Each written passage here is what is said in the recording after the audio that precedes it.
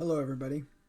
Today we're going to be doing, I'm not really sure what the right verb is, but we're going to be doing experiment 96E, properties of solutions.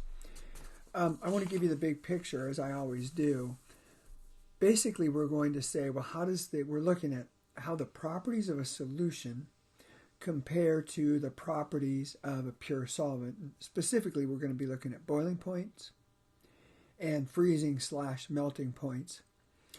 Then we're going to look at the sort of effective concentration of non-electrolyte versus a strong electrolyte. And lastly, we're going to say, well, how do these physical properties that we've measured, how do they vary with varying concentration? So this experiment has sort of three parts then. Part A is preparing these solutions, 1 mole per liter, 2.5 moles per liter of sucrose, table sugar, and sodium chloride, table salt. That's part A.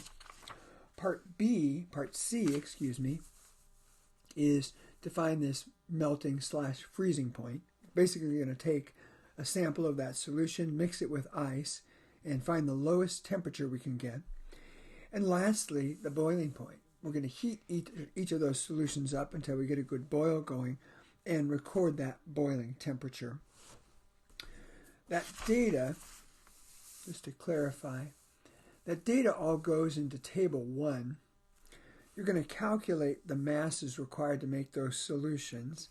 I'm going to provide, I'm not going to provide that. We're going to use basically these calculated values and assume, for the most part, those are the values that we use in the experiment.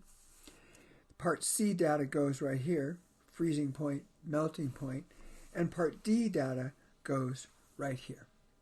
So the next clip will be actually making the solutions, then finding the freezing points, the boiling points, and then in the end, the last video, I'll sort of wrap up and give you some hints and tips in terms of writing up your report.